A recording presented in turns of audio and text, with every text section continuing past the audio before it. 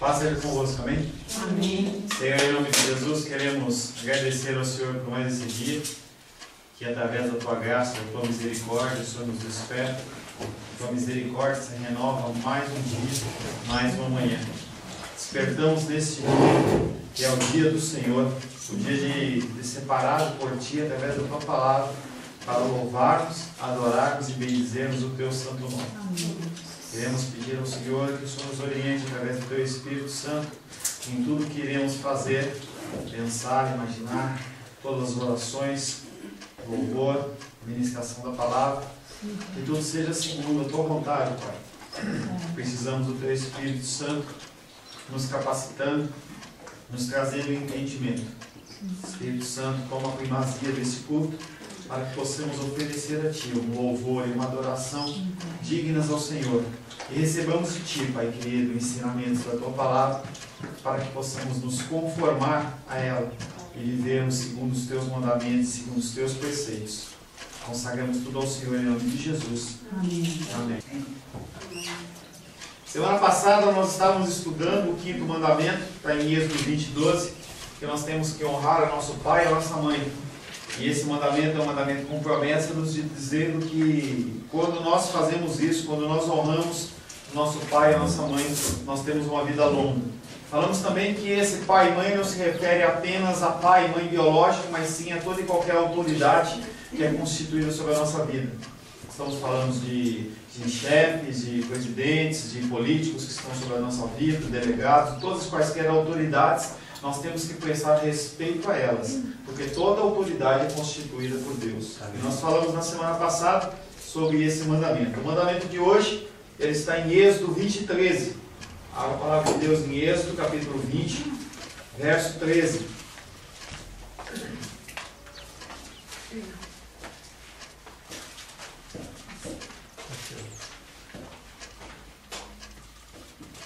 Êxodo, capítulo 20, verso 13.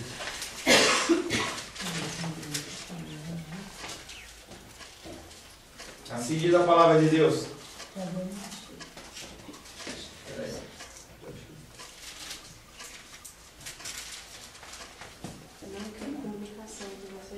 Êxodo 20:13. Não matarás.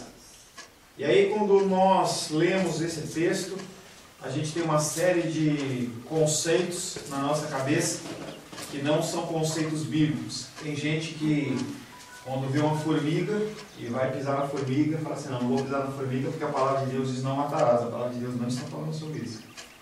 Nós vamos estar discorrendo, vamos estar falando um pouquinho sobre o que é esse mandamento, o que ele exige, o que ele proíbe, qual o contexto que ele está escrito. O que exige o 6º mandamento? Atos, capítulo 27. Atos, capítulo 27. Você falou o 6º mandamento. 6º mandamento, não matarás. Atos, capítulo 27.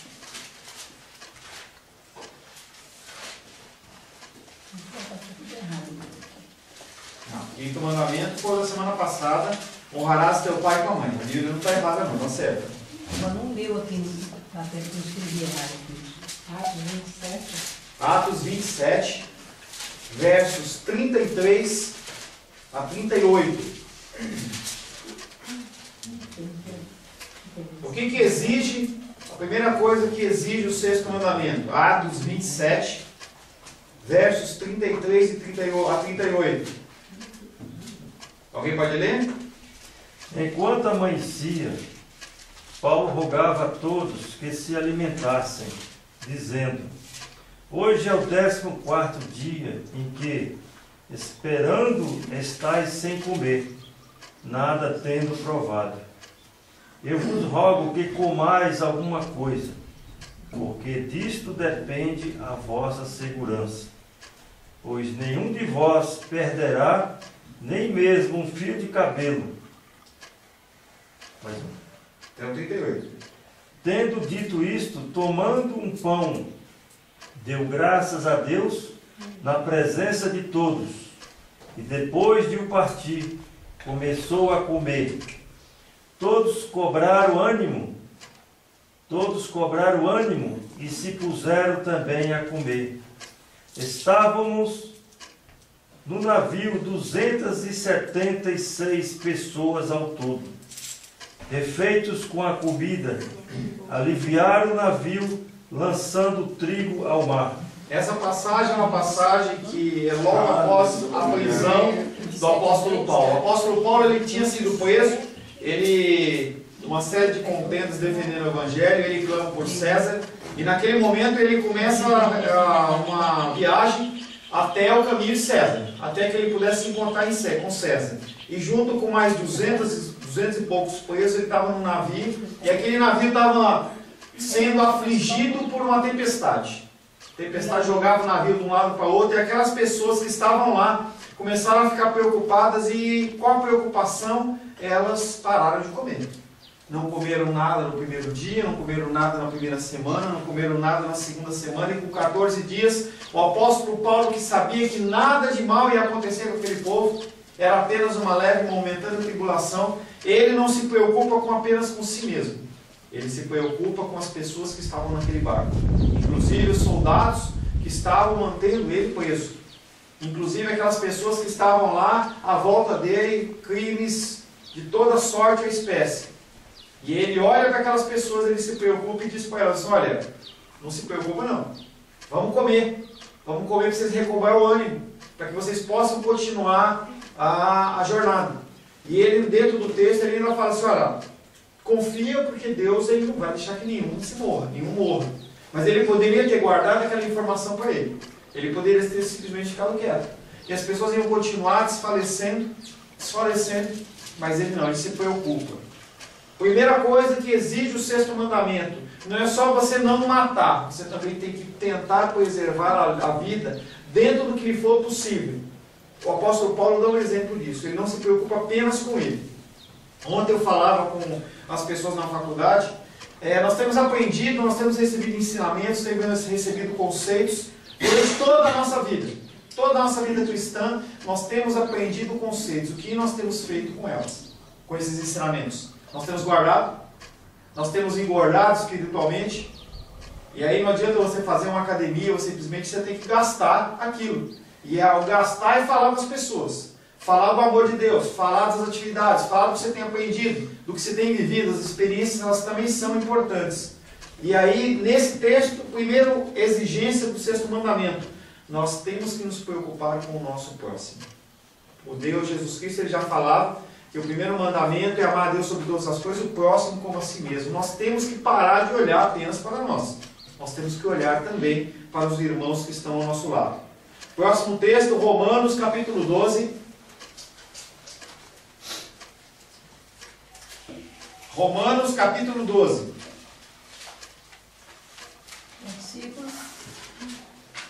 Versículos 19 a 21. Romanos capítulo 12, versos 19, 20 e 21. Quem achar pode ler. Não vos vingueis a vós mesmos, amados, mas dai lugar à ira, porque está escrito: a mim me pertence a vingança, eu que retribuirei, diz o Senhor. Pelo contrário, se o teu inimigo tiver fome, dá-lhe de comer, se tiver sede, dá-lhe de beber, porque fazendo isso amontoarás brasas vivas sobre a sua cabeça. Não te deixes vencer do mal, mas vence o mal com o bem. Esse texto já não fala, ele já não está falando no sentido de você tentar preservar a vida.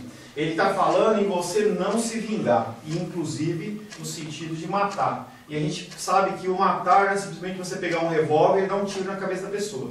Você pode matar a pessoa com palavras. E aí, numa situação como essa, eu me lembro na semana passada, quando a gente estava falando sobre honrar a autoridade, sobre aqueles princípios, entendeu? Para você julgar uma pessoa, de você chamar uma pessoa, ela está fazendo uma coisa errada, primeiramente você vai sozinha, você leva 2 pessoas, você leva a terceira vez para a igreja, e aí a Judinha falou assim: eu fiz isso e não deu certo.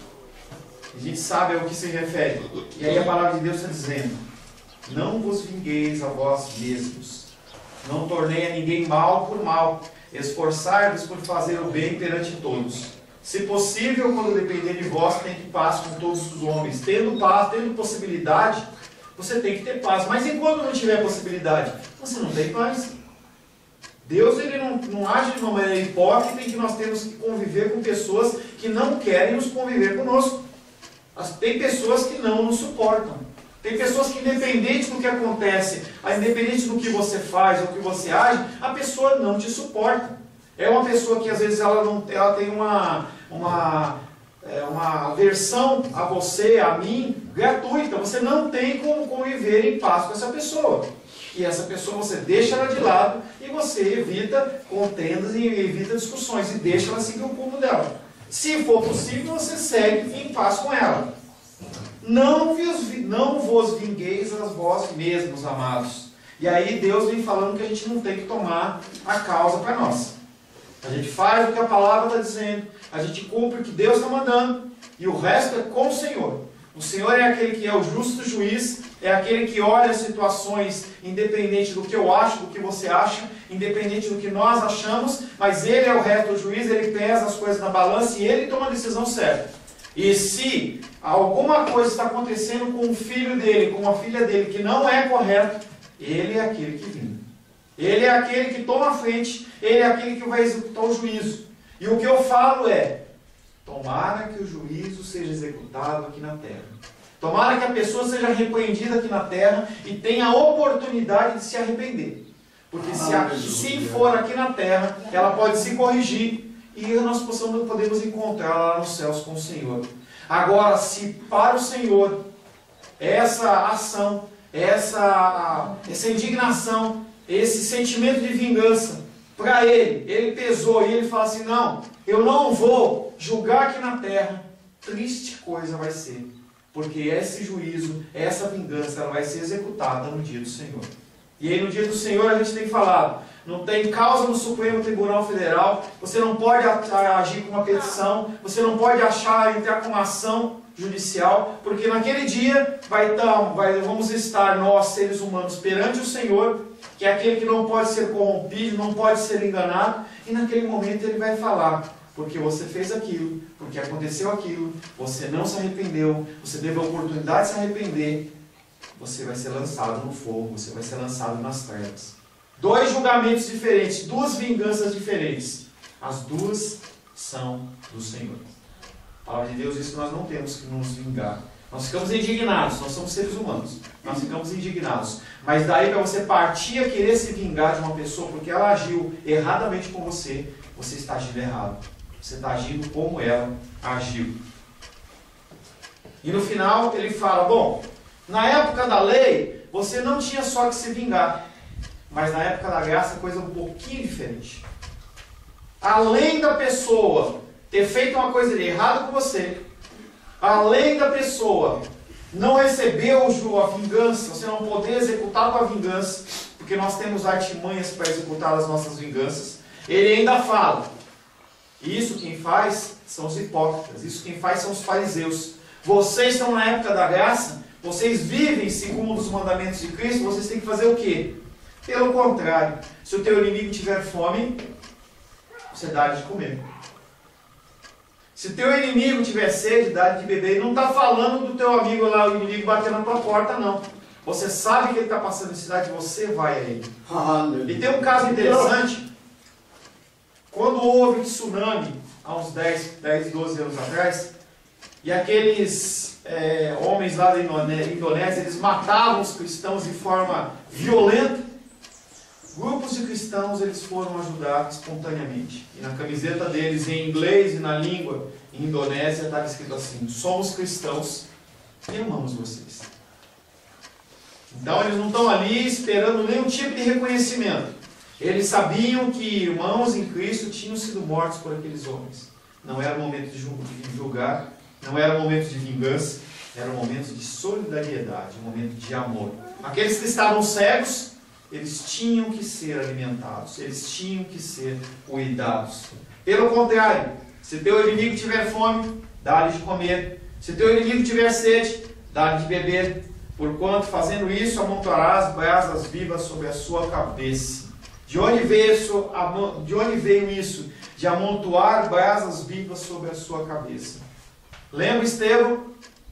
Homem temente a Deus, pregador do Evangelho, cuidava de ações sociais, ele era diácono, ele cuidava das viúvas, ele cuidava dos órfãos, ele cuidava das pessoas que tinham dificuldades. Ele era uma pessoa que vivia ali no meio dos pobres, mas ele pregava o Evangelho. E o apóstolo Paulo vem com os sacerdotes, vem com escribas, vem com fariseus, vem com os soldados, aprisionam aquele homem, julgam ele de uma maneira violenta, ele não nega o seu Senhor e ele é condenado à morte. Colocado num paredão, ele é apedrejado até a morte e antes que ele desfaleça, ele fala: Senhor, perdoa-os porque eles não sabem o que fazem. E aí quem estava lá, as roupas daquele diácono estavam nos pés de quem? Apóstolo Saulo. Era Saulo antes de ser o apóstolo Paulo. E aquele homem, ele recebe o perdão de Deus, recebe o toque de Deus. Num momento ele começa, talvez o coração dele comece a falar assim: poxa, como é que esse homem, sendo apedrejado, ele está liberando perdão? Como é isso? Ele tinha que odiar, ele tinha que me odiar. Não, mas ele está liberando perdão, alguma coisa acontece. Até que na estrada de Damasco ele recebe um encontro com o Senhor. Ele cai cego. Senhor, Senhor, quem és tu? Por que está me perseguindo, Paulo? Por que você está me perseguindo? E aí começa todo um processo de transformação que se iniciou através do arrependimento, da liberação de perdão daquele homem que estava sendo apedrejado. Então, uma outra coisa que exige o sexto mandamento: nós não podemos nos vingar. Nós não devemos nos vingar, nós temos que confiar que Deus ele está no controle de todas as coisas. Porque falar é fácil, nós temos que viver isso. Próximo texto, Lucas capítulo 10. Lucas capítulo 10.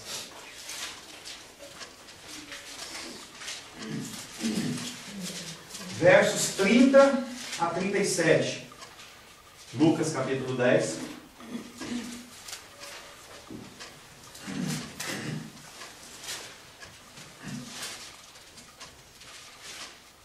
Quem achou pode ler.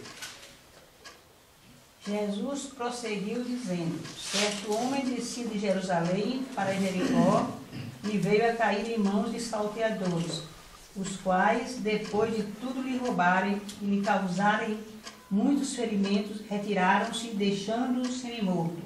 Casualmente descia um sacerdote por aquele mesmo caminho e, vendo-o, passou de lado.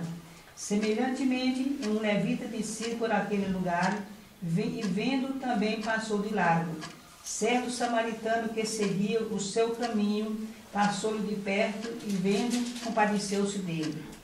E chegando, pensou-lhe os ferimentos, aplicando-lhes óleo e vinho, e colocando sobre o seu próprio animal, levou-o para uma hospedaria e tratou dele.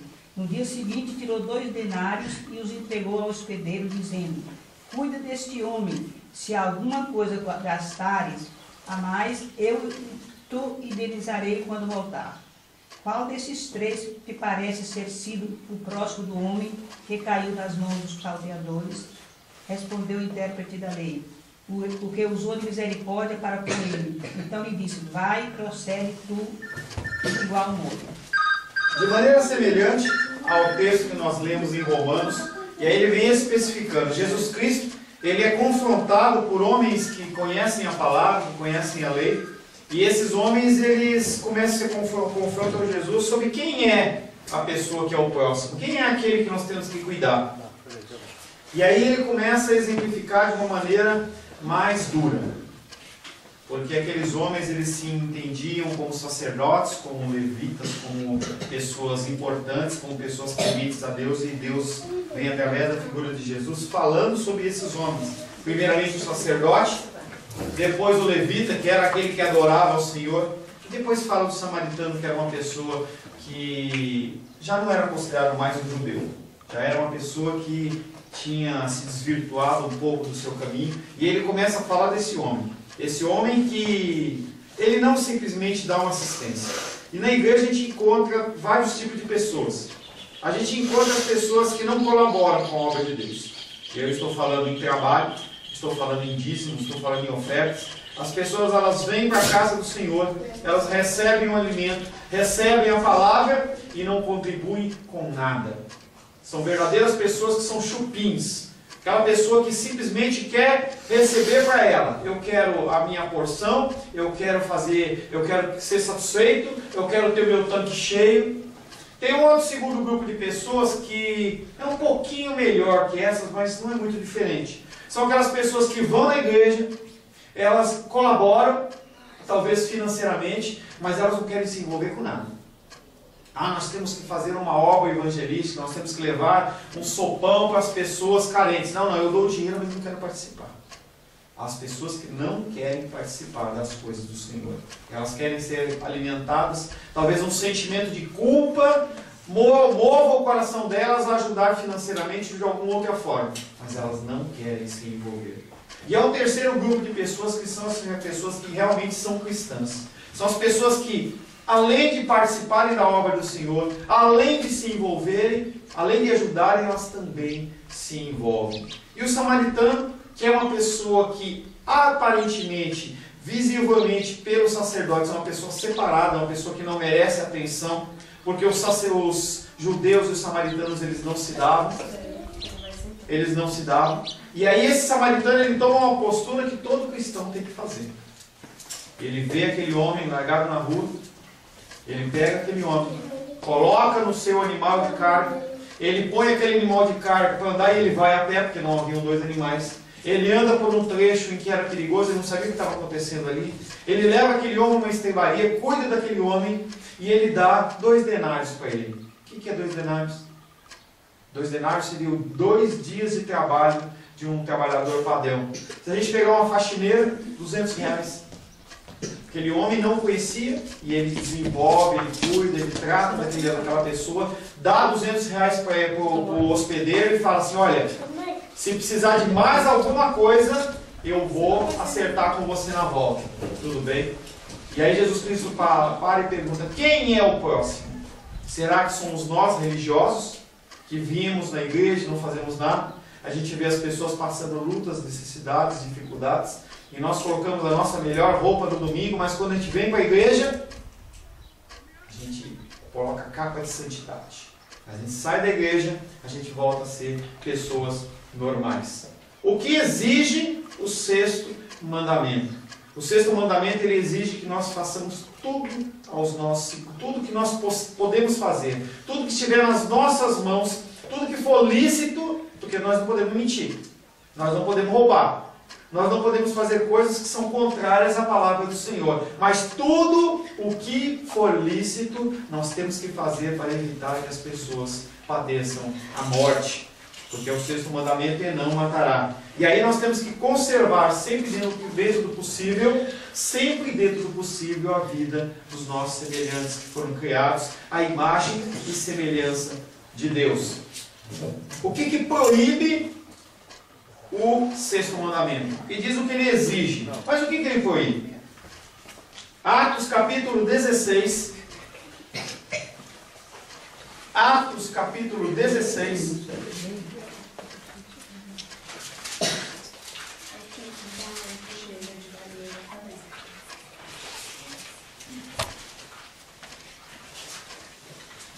Se nós quiser aí com as crianças, pode ir.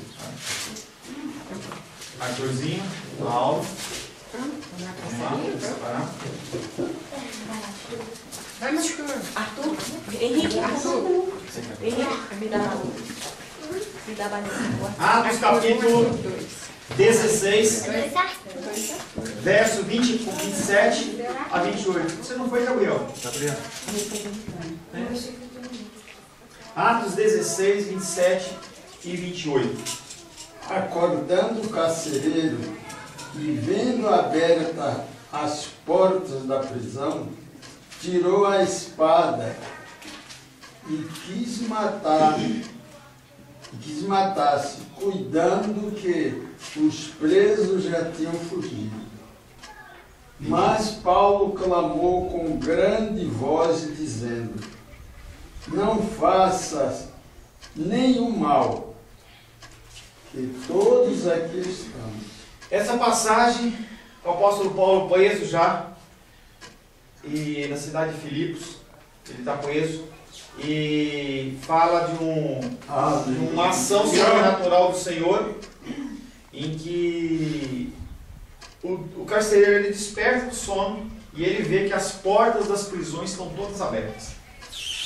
Pode ir, Bebel, se quiser ir lá. Pode ficar. Pode ir, Bebel. E aí o carcereiro, quando ele acorda do sono, ele olha porque houve algo sobrenatural e as portas da cadeia estão todas abertas. Ele olha para aquelas cadeias e fala assim: fugiu todo mundo. Antes que eu seja levado a uma morte brutal, eu mesmo vou me matar. Primeira coisa que esse sexto mandamento proíbe: não se suicidar, não tirar a sua própria vida. Não há perdão para isso. Porque, fala assim, pastor, mas não é só a blasfêmia contra o Espírito Santo que não tem perdão? Sim. Mas como que uma pessoa pode receber perdão se não houver arrependimento? Se ela se matar, não tem como ela se arrepender. Então, o ato de você tirar a sua própria vida, eu já falei isso, para alguns a pessoa, ela não se amava. A pessoa não tem amor pela sua própria vida, então ela vai e se mata. É ao contrário. A pessoa olha para si mesma e vê esse mundo que é pecaminoso, esse mundo que é destrutivo, esse mundo que é mau, e ela fala assim para ela mesma: eu sou melhor do que esse mundo. Eu mereço, fala, Senhor querido, eu mereço um lugar melhor. Por que essa pessoa me traiu? Eu sou tão boa, eu sou tão bonitinho, sou tão bonitinha, eu sou uma pessoa tão legal. Por que essa pessoa me mandou embora? Por que eu era pastor nessa igreja e me mandaram embora? Então eu vou tirar minha vida. A pessoa está mostrando para o mundo que ela é boa demais para a situação e que ela merecia uma situação diferente. E que Deus, como aquele que julga todas as coisas, o perfeito juiz, não fez o que devia. Já que Deus não fez o que devia, eu tomo a medida e vou me matar. Quando você toma uma atitude como essa, você não tem perdão. Sinto lhe dizer que você escorrega por aquele escorregadorzão assim e você cai diretamente no inferno. E na realidade ele não gosta nem dele. Ele gosta demais dele. Demais dele. Nós já conversamos sobre isso. Ele gosta demais dele. Porque ele olha para a situação e fala assim: não, eu mereço muito mais que isso. Eu mereço muito mais do que isso. Mas o que importa é, a palavra de Deus exige, ela proíbe que nós nos matemos. Que é uma atitude semelhante ao vingar. Você se vinga, mas você vai vir se vingar de quem? Eu vou me matar. Você está se vingando talvez do próprio Deus. Você não pode se matar. É a primeira coisa que o sexto mandamento proíbe. Gênesis capítulo 9, verso 6. Gênesis 9, verso 6. Vamos lá, galera. Esse copo d'água aí é para nós aí. Você ouviu muito de Gênesis esse fim de semana. Gênesis 9, 6.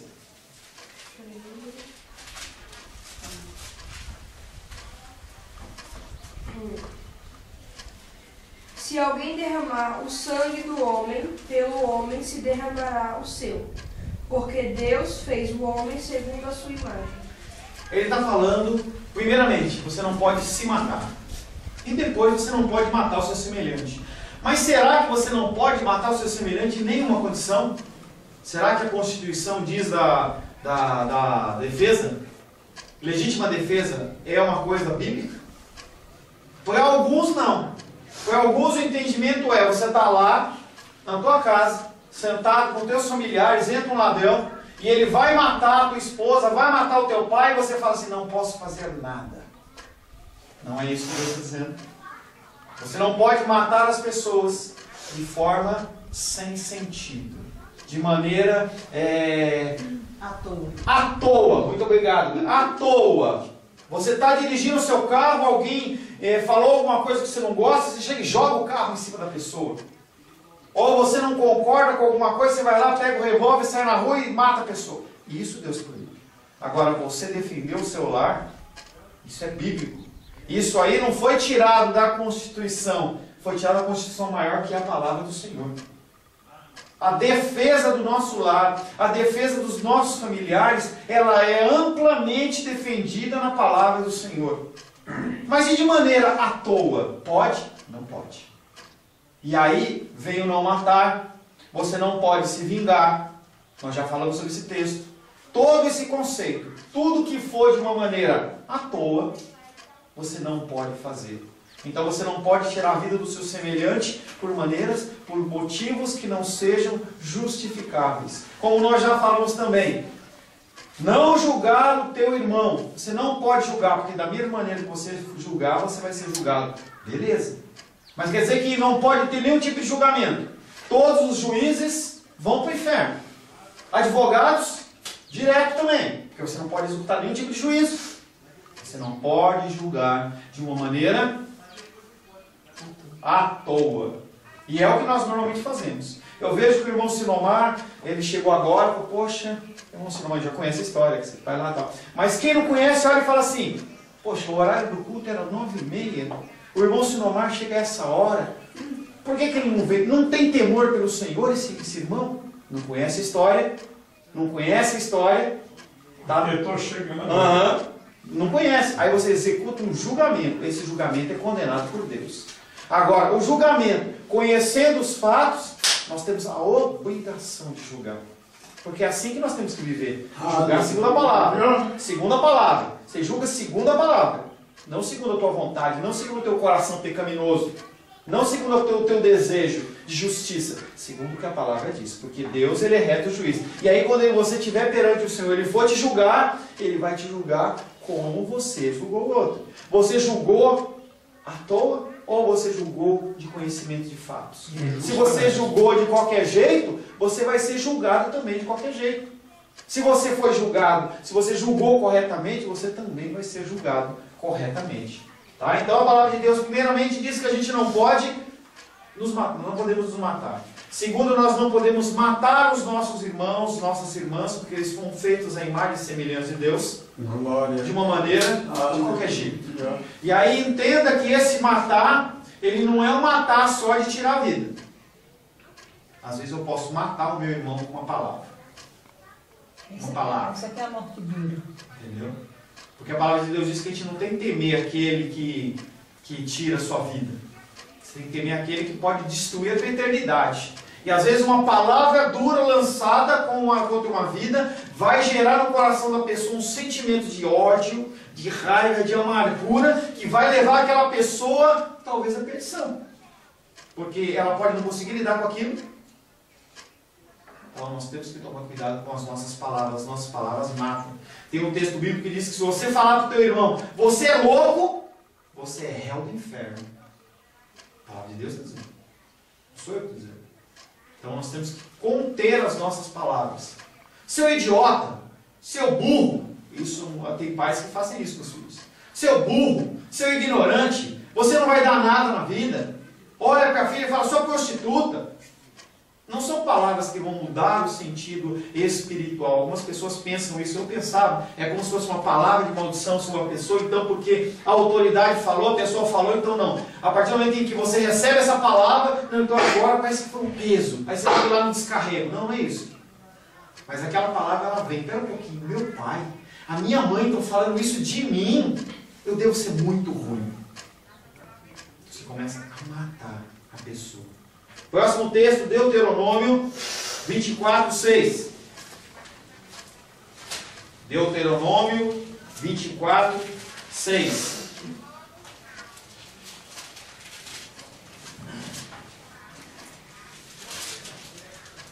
Esse texto é um pouquinho mais complicado a explicação dele.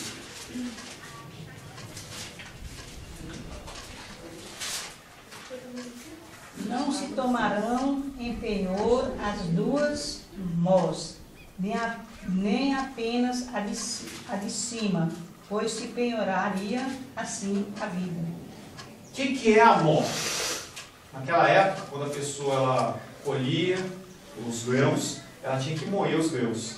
E aí, os grãos eles eram colocados na moenda, que eram duas pedras. Era uma pedra de baixo e a pedra de cima. Você colocava ali, e aí você começava a moer para fazer a farinha, para fazer o trigo e tudo mais. Então, o que ele está falando nesse texto? Não tomarão em penhor. Você está me devendo alguma coisa? Então eu vou pegar em alguma coisa de você tão importante para você, que você vai ter que dar um jeito de se virar para me pagar o que você me deve. Não vou pegar em penhor. Ele está falando, não pega em penhor as mós, e não pega nem a de cima, porque só uma não resolve. A Bíblia de Gabriel explica mais assim, a missão dele. Então, o penhor, a gente tem que, quando a gente tiver uma dívida com o nosso irmão, a gente não pode oprimi-lo de tal maneira em que haja o perigo, inclusive, de ele passar fome. De não receber a dívida. De não receber a dívida, porque se ele ficar sem um instrumento de trabalho, ele não tem como pagar. Que é a situação também lá de Mateus, não lembro que capítulo, no Evangelho de Mateus, em que o credor incompassível chega para ele e fala assim, me dá o que você me deve. E ele fala, eu não tenho, espera que eu vou trabalhar e vou pagar. Não quero. Aí ele coloca na prisão. Como é que ele vai pagar essa dívida? Nunca. Você leva a pessoa para a morte. Então nós temos que saber que nós não podemos nos matar. Nós não podemos matar diretamente o nosso irmão, nem através de palavras, nem através de atos com armas e qualquer outro tipo de situação, e também em tirar o sustento da vida dele. Nós não podemos fazer isso. Próximo texto. Lê para mim, Bebel, Provérbios.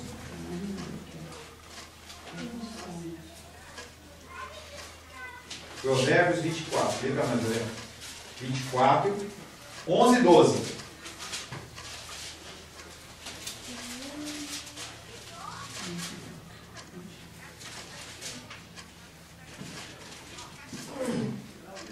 Livros que estão sendo levados para a morte, salvos que galeiam indo para serem mortos. Se disseres, não o soubemos, não o perceberá aquele que pesa os corações. Quem é aquele que pesa os corações? E aí está falando de morte espiritual também. Você não pode matar fisicamente o teu irmão e a tua irmã. Você não pode se matar. Você não pode matar através de palavras, através de armas de fogo, qualquer arma de qualquer sorte. Você não deve também matar através de palavras, mas também fala que você não pode se eximir de falar o que tem que ser falado. Você está vendo que o seu irmão está indo para a perdição, falando da visão espiritual. Você está vendo que o teu irmão está agindo de uma maneira errada que vai culminar na morte dele, na prisão dele, em algo que seja grave à vida dele. E você simplesmente fica quietinho. Por que eu vou falar isso com o meu irmão e vou gerar uma contenda? É melhor eu continuar como bonzinho. É melhor eu continuar como aquele que todos amam. Todos amam. Aquela pessoa que, olha, como ele é legal, como ele é amável, ele não fala nada de ninguém. Se ele vê alguma coisa errada, ele não fala, porque ele também não quer gerar contenda. Os extremos são muito perigosos. Você não pode ser aquela pessoa que acha contenda em tudo, mas também não pode ser aquela pessoa em que está vendo o seu irmão indo para o inferno, ou indo para uma situação que é errada, e você simplesmente se abstém. As pessoas fazem isso. Talvez você faça isso. Mas isso com qualquer pessoa que não segue a religião. Aqui está falando, aqui é não em geral. O samaritano ele ajudou quem? Quem o samaritano ajudou? Ele ajudou o irmão dele. Foi o tio dele. Foi o pastor dele. Foi o pai dele. Desconhecido. Nós temos que amar as pessoas como nós queremos ser amados. É mandamento do Senhor. Amar a Deus sobre todas as coisas. Com toda a tua força. Com toda a tua energia. Porque é fácil você falar que você me ama. É muito fácil. É fácil dizer que eu gosto da Odisseia, que ela me chama para comer uma feijoada gostosa. É muito fácil. Mas mesmo sabendo que a pessoa não aceita, que vai retrucar e vai tornar seu inimigo. A minha obrigação é falar. Nós não fomos chamados à paz. Nós não fomos chamados à tranquilidade. Nós fomos chamados para trazermos a espada.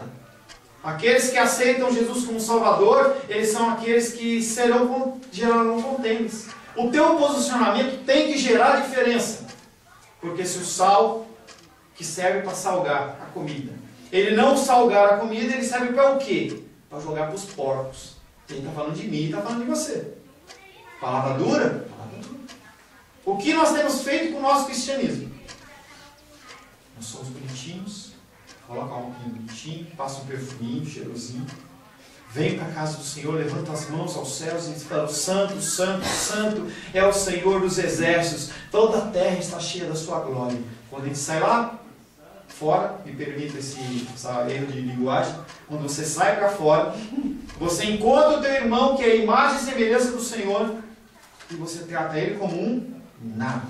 E a palavra de Deus diz que se você faz isso com o teu irmão, com aquele que é parente seu, que vantagem tem? Até os ruins fazem. Se você encontra essa pessoa e você não faz nada por ela, você permite que ela morra, cadê o cumprimento do segundo mandamento? Se você não consegue amar aquele que vive do seu lado, como é que você diz que você ama a Deus que você não vê? O Senhor está dizendo. Vai falar. É só para aqueles que a gente conhece? Primeiramente, sim. Primeiramente, nós temos que cuidar daqueles que estão à nossa volta. Você cuida de você, você cuida dos seus pais, você cuida, honra aos pais, você cuida dos seus filhos, você cuida dos seus irmãos, dos seus tios, aquelas pessoas que estão à sua volta. E depois? Cuida dos outros. E depois? Confie da terra. Não tem sentido você dar uma oferta para missões na África se o teu irmão, sanguíneo ou não, está do teu lado passando fome. Por que você vai ajudar um africano e você não ajuda aquela pessoa que você está vendo? A palavra de Deus, primeiramente, ela tem que ser pregada onde? Em Jerusalém. Quer dizer o quê? Sua casa. Todos na tua casa estão convertidos?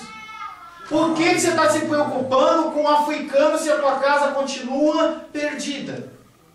Depois disso, os samaritanos são os inimigos. Aquelas pessoas que não te toleram. Ah, mas eu vou falar, ele vai escarnecer de mim. Jesus Cristo não passou por isso? Você é melhor que Jesus? Tem que falar. Depois disso, os outros povos. Aí você se preocupa com missões na África, com missões na Indonésia, com missões na Ásia. Aí você se preocupa. Mas e se Deus der um comando diferente? É outra coisa. Mas a regra, o ordinário, e o ordinário não quer dizer que não presta, a gente tem um conceito errado na nossa cabeça. Ordinário, uma pessoa que é ordinária, não é que ela não presta, é o comum. Então, primeira coisa, você se preocupa com o ordinário. E eu falava ontem com uma irmã na igreja lá no curso lá. Mas pastor, Deus não pode falar através do profeta, através da borboletinha? Pode, ele faz o que ele quer, ele é Deus. Mas o meio ordinário de ele falar é a palavra. É por isso que de Gênesis a Apocalipse é revelado Jesus Cristo para mim e revelado Jesus Cristo para você. Aleluia. A palavra que nos ensina, não é o louvor, não é as orações, não é a consagração, tudo isso faz parte, mas o centro do culto. E não é o culto só aqui na igreja. O culto da sua vida tem que ser a palavra. É a palavra que tem importância. Se eu ler um texto aqui e a gente for embora, está feito o trabalho. Não precisa eu falar mais nada. Porque quem tem que trazer o convencimento de você não sou eu. É o Espírito Santo. É o Espírito Santo. Porque eu posso falar para vocês, vocês têm que a partir de hoje, ninguém pode vir para a igreja se não tiver com uma camisa branca. Se a pessoa não vier de camisa branca, ela vai para o inferno. Porque a Bíblia está dizendo isso, isso, isso. Se o Espírito Santo não tocar no seu coração, não te convencer, eu posso falar isso décadas. Né, senão, Marcos? Você fala que Deus... Posso falar décadas. Tem coisas que eu falo que eu convenço pelo Espírito. Tem coisas que a pessoa ainda vai digerir, a pessoa ainda vai passar um tempo até ela entender aquilo. Cada pessoa tem um tempo. O meu pastor Júlio, lá de São Paulo, saudoso, ele falava: não imponha o seu crescimento espiritual aos outros. Cada pessoa é uma pessoa. Tá certo que a gente tem que dar um choquinho assim, né? O importante é a pessoa interessada em aprender não se bloquear. É deixar, é ouvir, analisar, discernir e se considerar que aquilo é a evolução espiritual dela, aceitar. Isso é que é importante. Mas a primeira coisa que eu faço quando eu começo a orar é exatamente isso. O Espírito Santo me capacite a não falar. porque eu posso falar da minha carne, porque eu sou humano, tá? Eu não tô, quando eu venho aqui para frente, não tá uma figura assim celestial, entendeu? Em que se você chegar aqui perto, assim, tá escorrendo óleo de mirra. Não tá.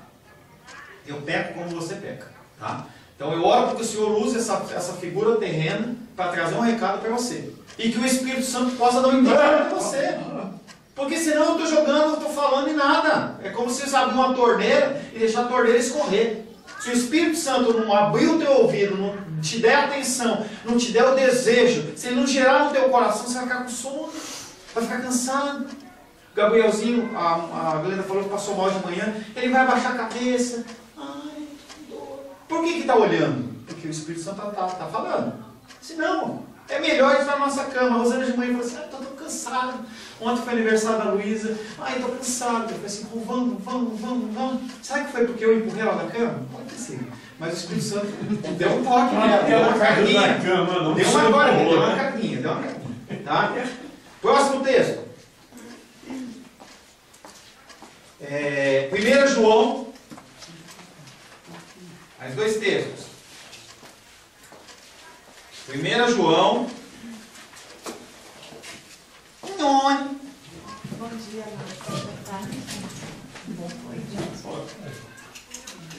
Primeira epístola ao João, de João, capítulo 3, verso 15. Por favor, Rô. 1 João 3,15. 1 João 3,15. Rosângela vai ler. todo aquele que odeia seu irmão é assassino. Ora, vós sabeis que todo assassino não tem a vida eterna permanente em si. Você não pode se matar. Você não pode matar o seu irmão. Você não pode matar o seu irmão com armas de fogo, com armas brancas, qualquer sorte. Você não pode matar o seu irmão através de palavras. E também você não pode odiar o seu irmão. Primeiro, quando você odeia o seu irmão, você está matando ele. Porque vai dizer para mim que você odeia uma pessoa e você consegue matar a pessoa direito? Mas aqui está falando de uma outra forma de suicídio. Você está trazendo a morte para você. Não tem como você ter um coração grato ao Senhor, adorador ao Senhor, duro, rancoroso. Mas aquela pessoa vai pagar o que ela fez. 1 João 3,15. Todo aquele que odeia o seu irmão é assassino. Ora, vós sabeis que todo assassino não tem a vida eterna permanente em ti. Se você odeia o seu irmão, se você odeia a sua irmã, mas pastor, eu tenho razão, ele fez isso, eu não tive culpa nenhuma. Se você odeia o seu irmão, você não tem a vida eterna. Você vai passar a sua eternidade com o cramunho, o bodão, o chifrudo. Mas esse o cão. odiar, assim, que fala, né? Que não gostar, tipo assim, eu não gosto. Porque a pessoa fez alguma coisa ou aquele odiar de... Aquele que odiar, odiar é o sentido de você saber que aquele negócio te consome. Eu falo o nome da pessoa, você Se arrepia. dá aquele arrepio, e não é do espírito, dá aquele arrepio, você fala assim, se eu tô com um revólver agora, eu resolvi isso aí. Maldita hora que esse cara nascer. Eu acho o seguinte, gostar, acho que a gente não é obrigado a gostar de ninguém. Gostar é uma questão de afinidade. O mandamento do Senhor é que nós amemos, e amar é uma decisão. Tem pessoas que eu não gosto, mas eu as trato com amor. Agora o ódio é uma coisa que é quase que incontrolável. É o que ele falou, você vê e você já... Aquela coisa de ranger dente, de se eu pegar... Dá até dor de barriga. Dá até dor de barriga na pessoa. Gostar não, tem um monte de gente que eu não gosto que eu trato bem, que eu trato com amor, que eu tenho amor pela vida, do ser. Aí você fala pra mim, pastor, mas eu vou na igreja. É, do ser humano. Eu vou na igreja. Eu sou uma pessoa que trabalha na igreja. Ajudo financeiramente. Quando tem os louvores, eu me derramo na presença do Senhor. Se você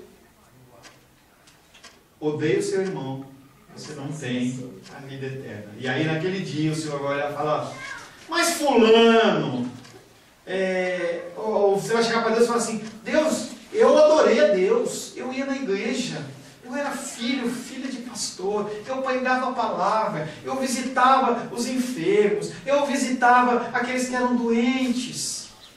Você odiava o teu irmão? Então, tchau. Fala assim, não. É um defeito que eu não consigo, por mais vontade, por mais que eu tenha perdoado os inimigos que me causaram danos morais, danos pessoais, porém me ajudaram na evolução espiritual a partir do momento que eu os perdoei, que inclusive eu me aproximei da igreja, foi a partir desse sofrimento e dessas injustiças. Mas eu não consigo, quando alguém me causa um ato de muita injustiça, ou contra alguém que eu testemunho, sem dizer, Deus já está reservando o seu salário. Quer dizer, eu estou odiando aquela pessoa. Aí eu não tenho como medir isso no teu coração. Eu não tenho. Depende. Esse aí eu não consigo tirar de mim. São duas coisas. Uma coisa é você odiar o teu irmão, você desejar a morte dele, mas você está caminhando para tentar lutar. Você está lutando contra aquilo. E esse ódio, para complementar o que a Glenda perguntou, esse ódio é você se entregar ao ódio. Você é uma são coisas diferentes. Tem pessoas que quando entram na igreja e fumam, por exemplo, um exemplo, ela fuma, quando ela entra na igreja, ela instantaneamente ela larga. Pá, milagrosamente. Ou pediu para Deus, ou sei lá, alguma coisa aconteceu. Mas tem pessoas que elas não conseguem. Ela tem uma dependência física, porque não é uma dependência apenas psicológica, é física. E a pessoa ela leva um tempo para se libertar. Entenda que é muito diferente para Deus você estar parado, sentado no teu ódio, e outra coisa, você está tentando se livrar das garras daquele que está te prendendo. E você está lutando. Eu não consigo. E eu estou lutando. O ser humano consegue ver isso? Não. Quem que mede isso? Só Deus. Só Deus é isso. Ele vai olhar para o teu coração, ver a situação e vai falar assim, não, o Sinomar, ele está caminhando em direção ao ele está andando 1 milímetro por ano, mas ele está caminhando na força dele. E aí o que é? A porção de graça que Deus vai derramando sobre a sua vida para que você chegue ao alvo. Talvez se ele derramar para você, você não cresça, você não evolua, você não seja uma pessoa que possa dar testemunho, ou então você acha que você é bom demais. Não, eu resolvi, eu sou demais, eu resolvi as coisas. Lu? Não, tá bom, não é importante. Último texto. Ezequiel 33, 6. Para a gente ir para o intervalo. Respondendo a pergunta da minha mamãe. É para todo mundo? Ezequiel o quê? 33, 6. Mas.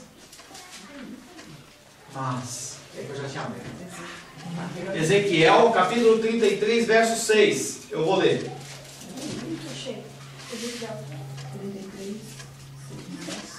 Você passou um ano lendo Ezequiel, você não está embolorado as suas folhas? Ezequiel 33, 6 diz: mas se o atalaia vir que vem a espada e não tocar a trombeta e não for avisado o povo, se a espada vier e abater uma vida dentre eles, este foi abatido na sua iniquidade, mas o seu sangue demandarei do atalaia.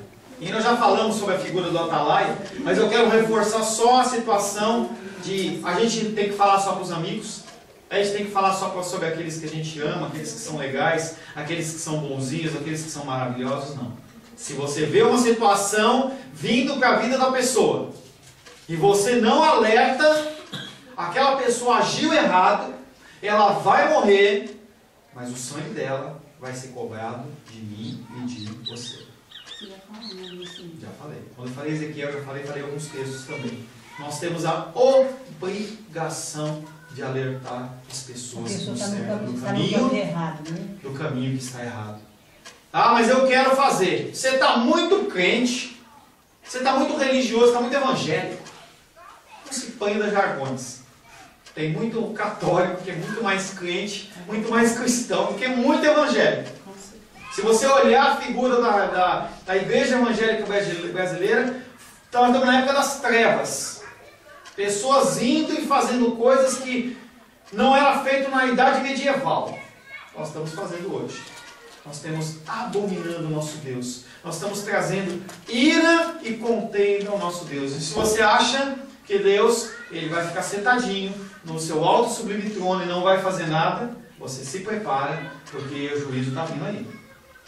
E você só vai poder se apegar em uma coisa: a palavra de Deus. Homens não são referência. Lembra o pastor Jonas, mamãe? Homens não são referência. Amanhã eu posso pecar, posso adulterar, posso roubar, posso matar. E você não pode ter a sua fé em mim. Você tem que ter a fé em Deus. O homem, ele é falho e ele é pecaminoso. Mas a minha função, enquanto estou aqui, é falar o que Deus está mandando dizer.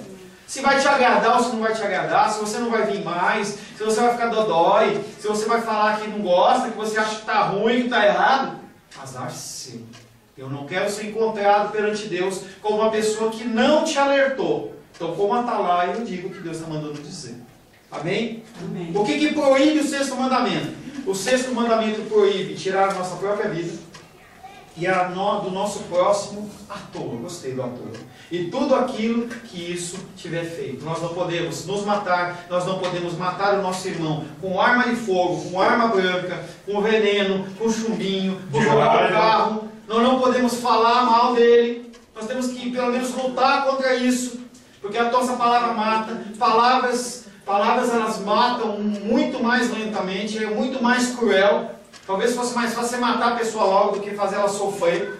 É como você sangrar a pessoa. A pessoa fica com tanto ódio que ela se definha.